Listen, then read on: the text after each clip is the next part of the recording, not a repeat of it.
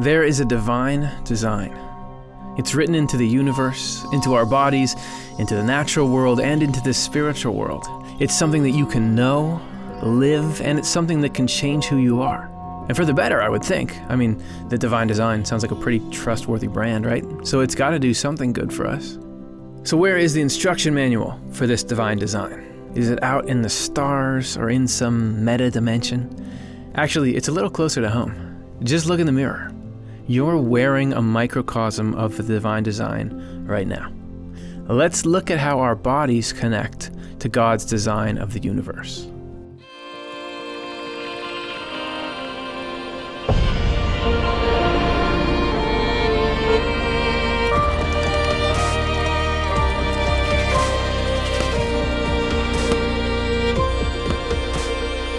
Hey everybody, welcome to Swedenborg in Life. And I got good news. Just by doing what you're already doing, what I'm doing, just living in a human body, way to stick at it, by the way, you have access to being able to experience and study God's design for everything, the divine design itself. Okay? We are an instance of the divine design. Now, before that goes to our heads too much, because there's a lot of examples of people getting certain religious ideas that make it so that they no longer think they have to care for the environment that we're in. Everything's in the divine design. And just, you don't want to walk around all puffed up from it. Everything is part of the divine design, right? There's creatures, even in things we consider inanimate, are playing a role in this divine design and function. And we also spent a lot of time on that in the previous episode in this series. The pattern of God has been built into the universe. So go check that out for background and grounding. But we are focusing on a particular index or totality or microcosm of the divine design that the human being is. So we are this very special gathering of the elements here. And Swedenborg talks about this in his book, True Christianity. Each and everything in the universe was created with its own design so that it would continue to exist on its own. This happened from the very beginning so that each thing could become part of the overall design of the universe. It's all meant to do something.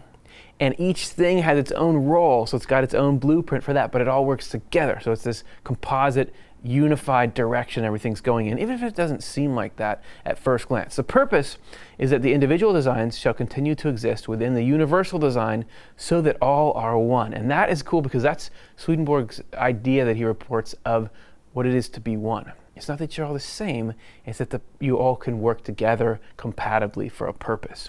The human being was created with a design of its own. And also each individual part of a human being was created with a design of its own. The head has its own design, body has its, the heart, the lungs, the liver, the pancreas, and the stomach have their own designs. Every organ of motion, called a muscle, has its own design. Every organ of sensation, such as the eye, the ear, and the tongue, has its own design. In fact, there's not a capillary or fibril in the human body that lacks its own design. Yet all these countless parts connect with the overall design and join up with it in such a way that together they form one overall design. Now you're probably looking at your watch and saying, for how long on this video that I've chosen to give my attention to, are you just going to tell me stuff I already know from HB class in high school? The idea is you have this whole universe full of things that we were describing, right? There's all these different things that appear in it, and Swedenborg is claiming that even though they're all very different, they're working together for this universal goal. And we are that same spirit brought into a single organism. So we have all of these different parts in us that are working together for homeostasis or for health. And actually, if you took all the different functions that each of those parts play, all the muscles and livers and everything he was talking about, that is all the major functions of the divine design pulled together into one amazingly detailed, precise iteration of that divine design, which is you and which is me, and which is pretty cool. So, but it's something we've got to dig into a little bit more, because this is what is meant when we talk about being made in the image and likeness of God. But before you go around saying that to people, you've got to really be able to back it up with some knowledge. So what does it mean that we are this image of the divine? In the very first chapter in Genesis, we read about the creation of humankind. And God said, "Let us make a human in our image, after our likeness." And God created the human in his image. In God's image he created them, male and female, he created them. The form we exist in as finite humans originated in our Creator. But form is not just about shape, it's about the kind of mind that we have. And our shape, in a way, represents our mind and the divine origin of the ability to be human. Swedenborg learned that from most ancient times, people saw and understood their Creator as human. This is Secrets of Heaven 49. To members of the earliest church, whom the Lord addressed face to face, he appeared as a human being.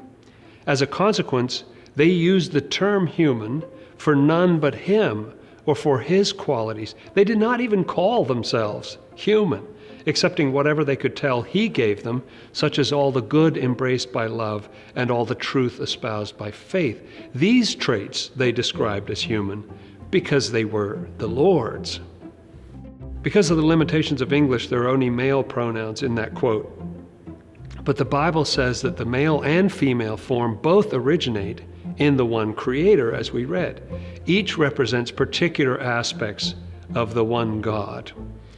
And this brings to mind the ancient mythology where one God was seemingly split into many different facets and different characters.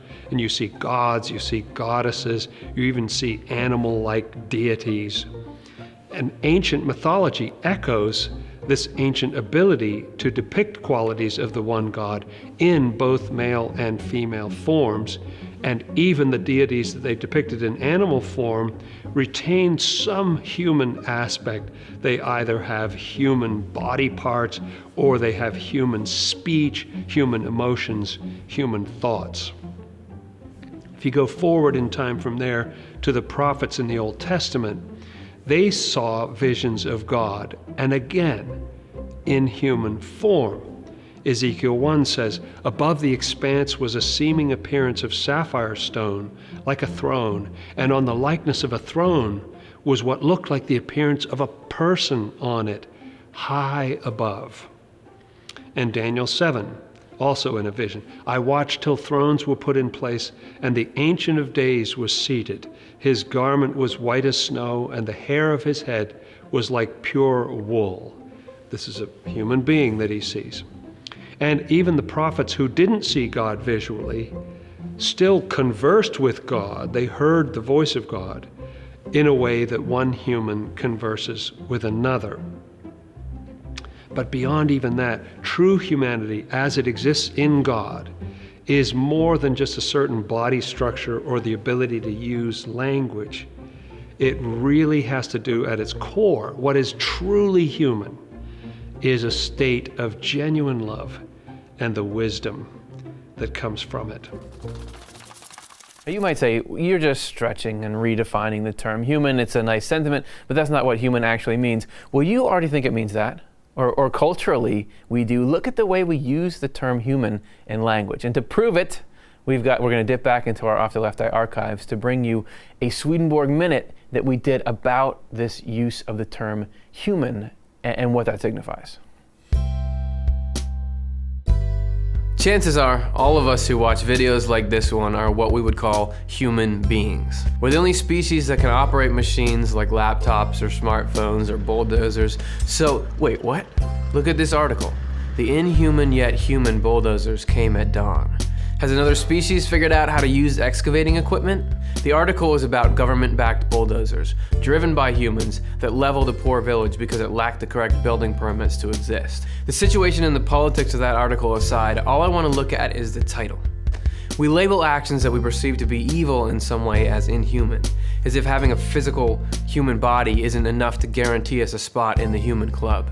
You've got to act like a human too. Swedenborg wrote that a truly human being is someone who acts and thinks from a perspective of love, selflessness, and compassion. Our human form, our faces, our hands, our bodies are an image of this ideal. So we sense the discord when someone looks like a human being on the outside, but is inhuman in the way they view and treat others. In a way, being human is a goal, something we can all be striving toward. That little guy is right. you can lose your humanity.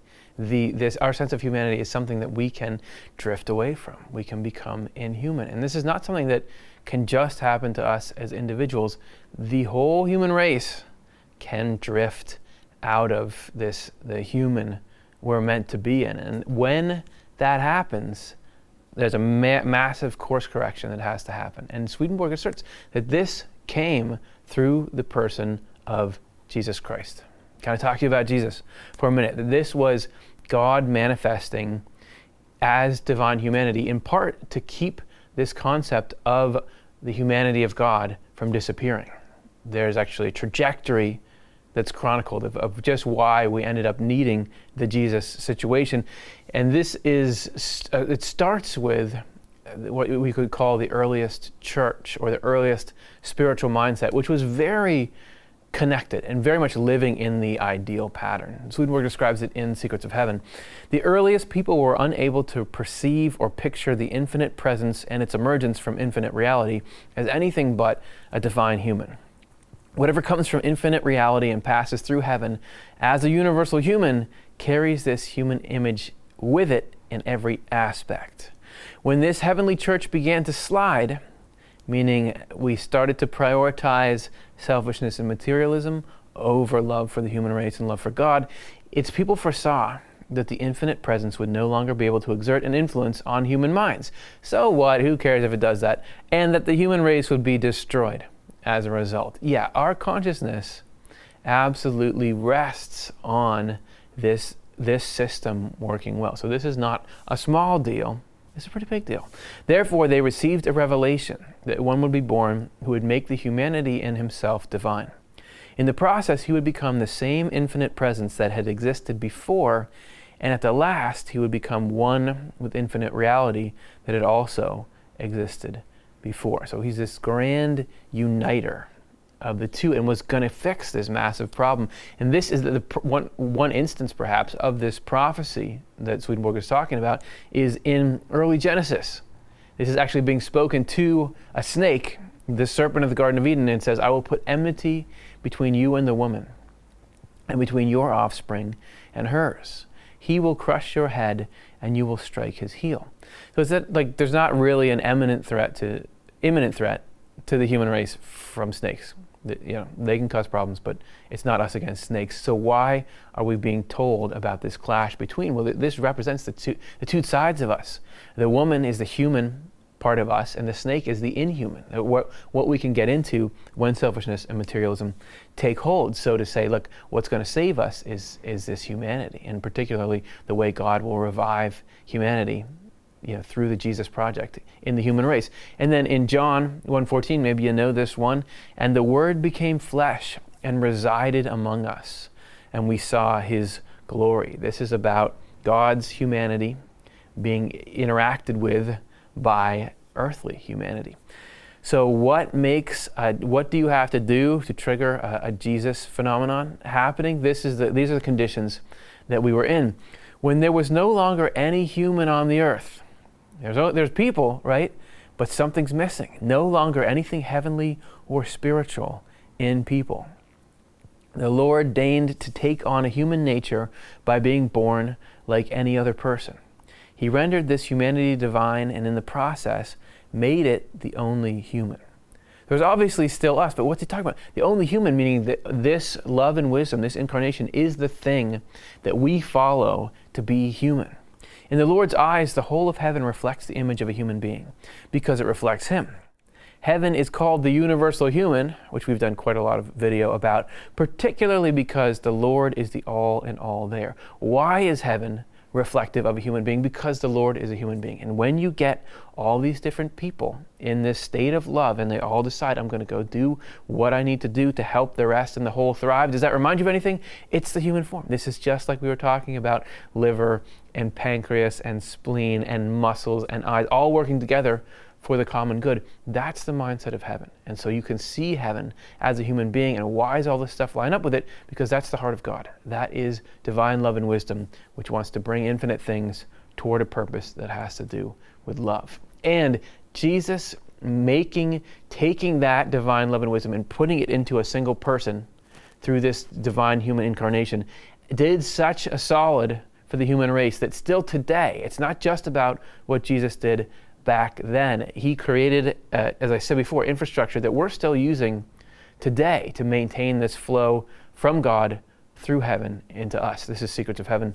Again, the Lord's humanity is the source from which divine truth now emanates and flows into heaven, and through heaven into human minds. This is what your mind is sponsored by this inflow into heaven.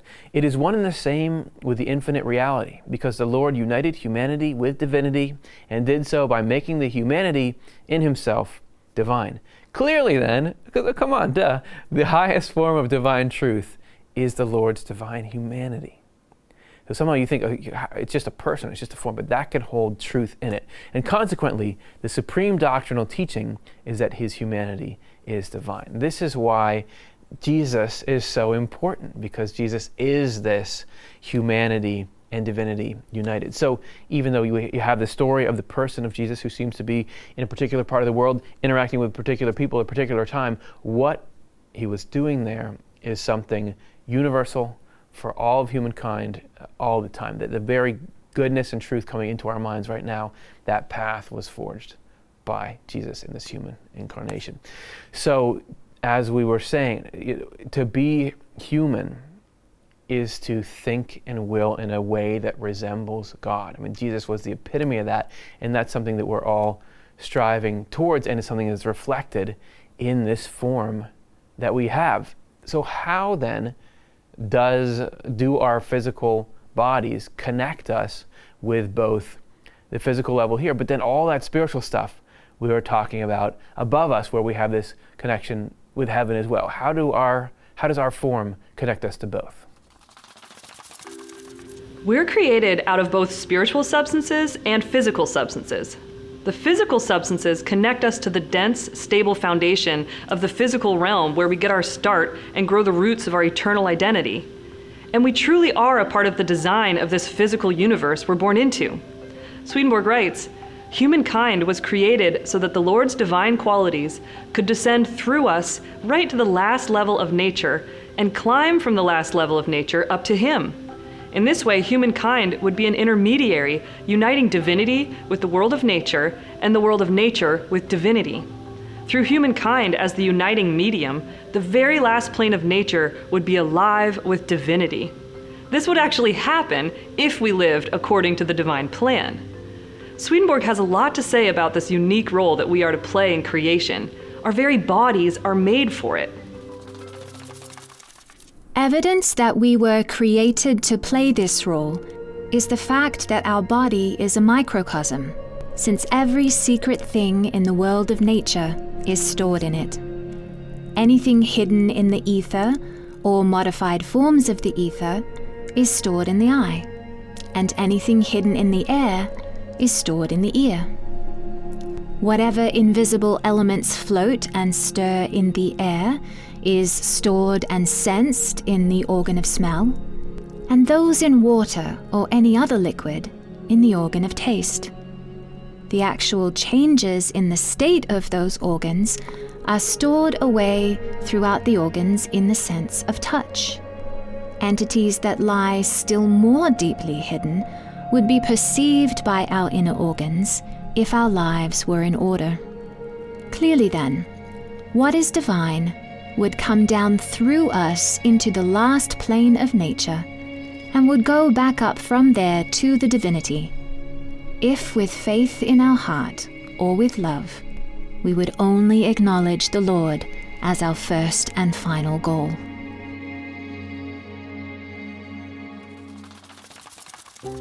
Our physical bodies have been amazingly crafted to operate in a physical atmosphere and take in and react to physical stimuli. Think of it of how our bodily surfaces are held in shape by particular atmospheric pressures. Our ears and lungs are made to take in and process earthly air and the sound waves that travel through it. Our eyes are made to take in and process physical light to understand our surroundings. Our nostrils and tongues are made to determine the quality of particles that enter our bodies. Nerve endings in our skin are made to determine the quality of things in our environment and whether they're safe or dangerous. And there are even deeper, more subtle forces of magnetism, gravity, and other energy fields that our bodies are built to live in. But even beyond this, our bodies have an even deeper connection with the universe.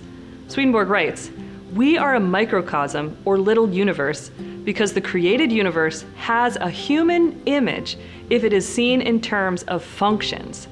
So everything in the universe has a reflection in our own bodies. And beyond this, our physical bodies also connect with the design of the spiritual world. In addition to being responsive to physical conditions, our bodies are also created to be responsive to spiritual influences and react to spiritual stimuli. This is because we have an inner self, a spiritual body connected to our physical body. Through that inner self, spiritual influences can flow into our physical body, keeping it alive. It's when the spirit leaves the body that it dies. The physical human body was created in the design of heaven so that it can receive God's life force through heaven. And the design of that flow is human. As we talked about in our show, God used a specific design to create heaven. The spiritual world was designed to reflect God's humanity. So our human bodies are not only a microcosmic image of God, which is amazing anyway, in their ideal state, human bodies are also an image of heaven itself. So Swedenborg uses this term, the grand human, to describe the design of heaven. And that's because of the way that all people and communities interact there. Did you know that? Your form is an image of heaven itself. And it just sounds like we're trying to write a nice Hallmark card for you. Yeah, your form is heaven. How does that work? What does it mean? Swedenborg would often use the term grand human to describe the design of heaven. And the reason is it not has to do with the shape, but has to do with how people and communities of people interact there. He wrote about it in Secrets of Heaven. In a heavenly community, each member shares the good she or he has with all the other members, and everyone there shares with each individually. From this arises the good of all in general, or in other words, an overall goodness. This goodness interacts with the overall goodness of other communities, which gives rise to a still more general goodness, and finally to the most general goodness of all. General goodness. Well, think about it in terms of the body. You have all these different cells that'll contribute locally, right? But then as each one forms part of a tissue, that tissue contributes, which that creates a certain kind of health, but then the organ contributes. All the systems together create health. That is how people share with one another in heaven, which is why they are unified exactly like the organs, limbs, and viscera of the human body. Even though these are varied and dissimilar, they still exhibit unity by sharing in this way. Yeah, it's not about they all appear similar. It's what they do, even though what they do is not similar, but the purpose they have in doing it is very much the same. Only love, which is a spiritual bond, makes this sharing of good qualities possible. The universal agent that forms and organizes everything in general and particular is divine goodness, born of divine love from the Lord. So something about the Lord's goodness organizes things into this human form that permeates heaven and through heaven, our minds and even our bodies. So if you just think about what is a cell, what is an organ, what role do they play, they were designed to not just contribute to the whole, but get everything that they need from the whole as well. And the heart that drives heaven, the spirit of heaven, is this desire to serve everyone, to serve the common good. That's what gets you up in the morning. And because everyone's doing that, everyone gets what they need, because everyone is a little slice of that common good. So that's why Swedenborg would even see not just all of heaven, but heavenly communities or groups of angels pictured like a single person. Because even if you break it down, those people are all working together for a common good in their own little miniature. And if that sounds weird, we've got shows for that. Check out our show, The Shape of Heaven, where we dive more deeply into that concept. We also did one called The Why is Everything, a cellular blueprint for life, for the idea that your cells are really exemplifying the mindset that we should all be striving towards to do this heaven thing. So because our body is an image or a blueprint for the heavenly mindset, looking at it can teach us things. If we look at it in the negative, you think about what are cells that don't contribute back to the whole and have that love of the common good, that just take and just do what they want to do regardless of outcome. I mean, that's the essence of cancer, right? Is these are cells that are not fitting the plan and they are not giving back, and yet they're taking. Then if you think about more in a behavioral sense, when you have a particular part of human experience, which is like the physical gratification we can get from our senses, which is meant to serve the whole and serve health. We have taste in part to help us seek out the foods that we need and are good, but if we just let a particular sense drive us for the pleasure of that sense without thinking of how it impacts the body, that's out of the order of heaven. So it leads to these health consequences. We can get through that, right? So because we live in this design, because we live in this model of this design, everything that we learn about being physically healthy can teach us about the kind of goals spiritually that would lead us to heaven. Physical conditions can affect the state of our bodies, making them stronger or weaker against disease and more or less able to function. But we also know that things going on in the mind and spirit affect our physical bodies. For instance, we know that stress can make us more vulnerable to disease, while there's evidence that happiness can actually boost our immune systems. The human body was created to be a connecting place between the physical and spiritual worlds, and so it's no wonder that we can notice effects on our body from both the physical environment and the inner spirit. This is from Secrets of Heaven 6057. The spiritual world unites with the physical world in the human being. Consequently, the spiritual world flows into the physical world in such a tangible way in us that we can sense it if we simply pay attention. The same evidence shows what the interaction of the soul with the body is. Strictly speaking, it is communication between the spiritual attributes of heaven and the physical attributes of the world. Clearly, the communication relies on spiritual inflow or influence and varies in keeping with the union between inner and outer. As we talked about in our previous episode, the pattern of God has been built into the universe. All physical animals, plants, and minerals only exist because of a spiritual inflow. And for more about how this happens with animals, see our episode, Are There Animals in the Afterlife?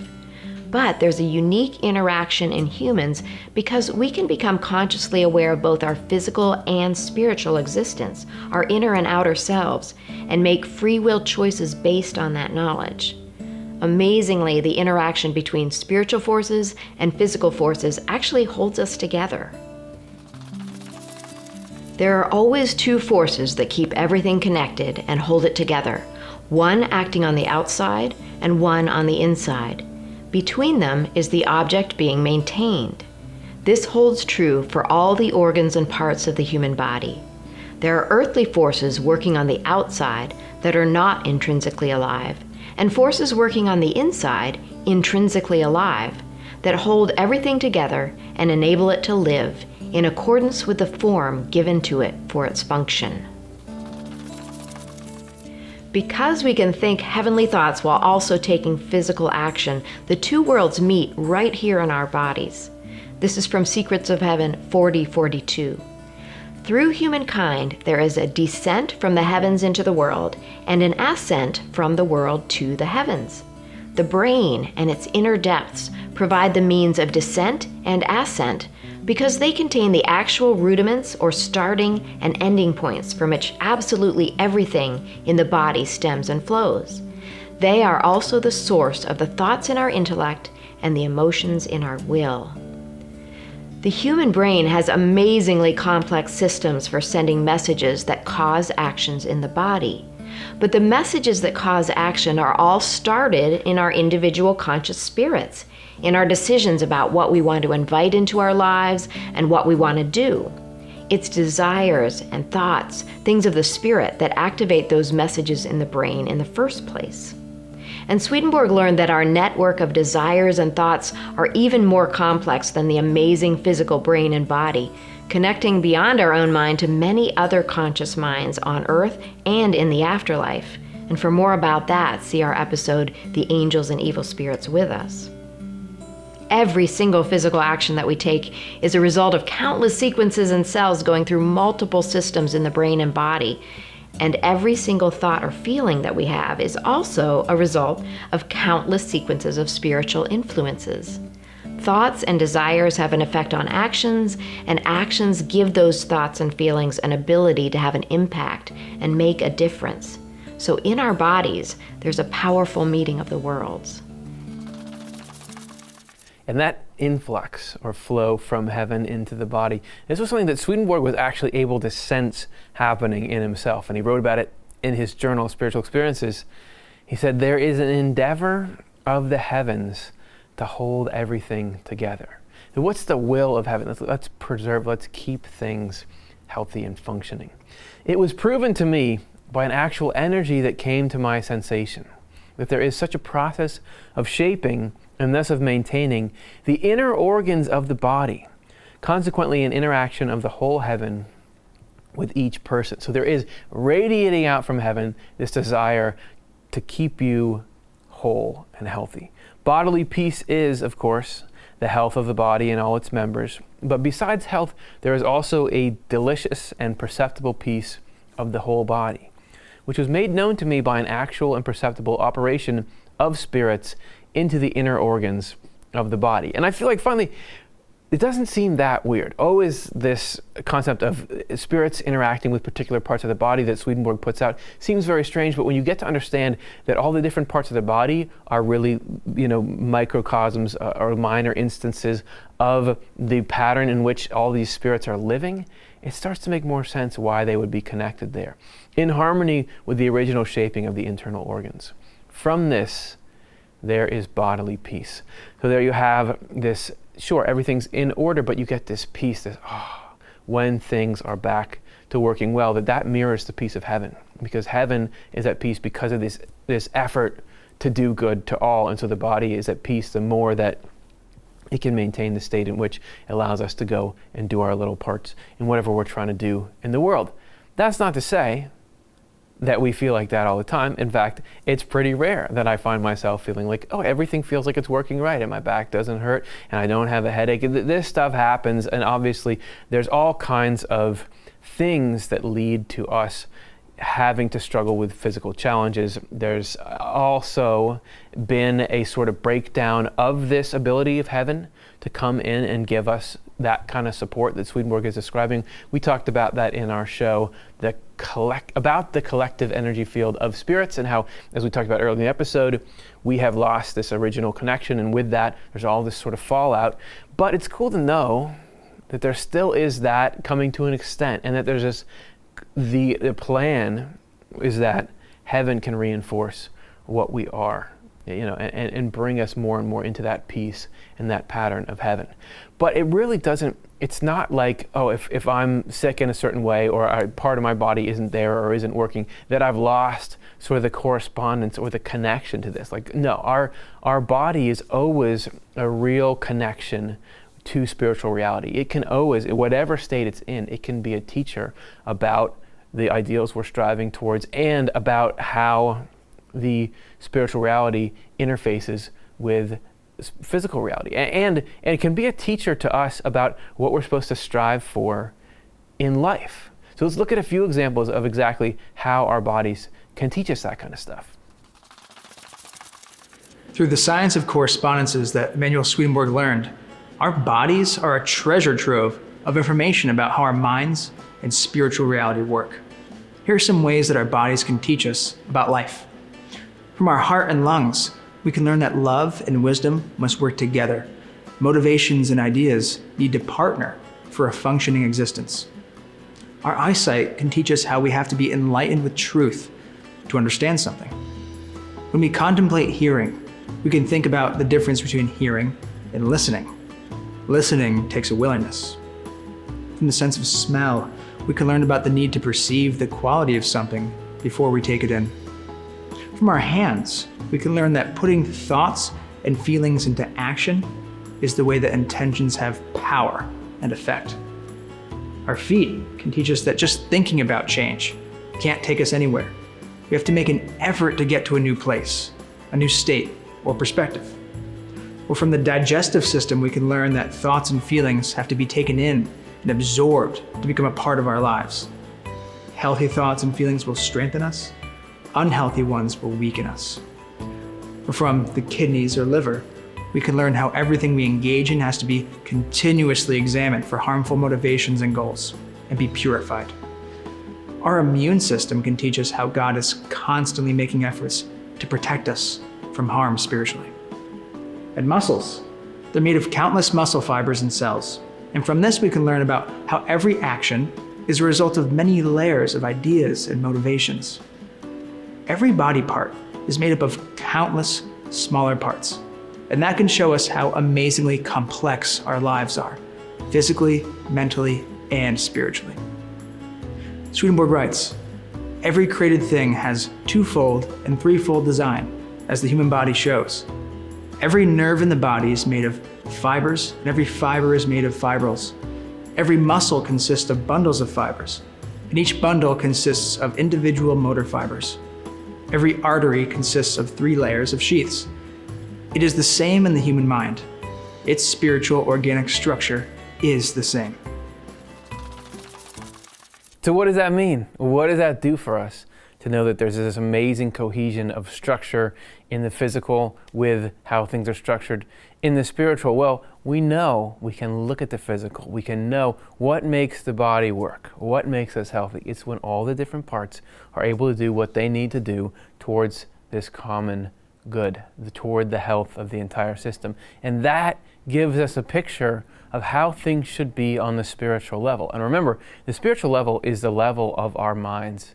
This is the level of our motivations and of our beliefs. So if we can emulate the wisdom that we see in the body and work just like the little parts of the little bits of the body work tirelessly towards the common good, if we can be that, if we can adopt that same motivation in us, then we are really emulating heaven, and not in sort of a wishy-washy way. This is literally how heaven is structured. Swedenborg puts it like this: "The correspondence of the universal human with the parts of a human being applies to each and everything in us." So not just in general, every little bit, to the organs, limbs, and viscera. All these elements in general and particular correspond with minute precision to the universal human and to the heavens composing it, which are just as numerous. Think of heaven as not the whole thing, but these little units that make up the universal human. The Lord's heaven, you see, is likewise divided into smaller heavens, which are divided into still smaller ones.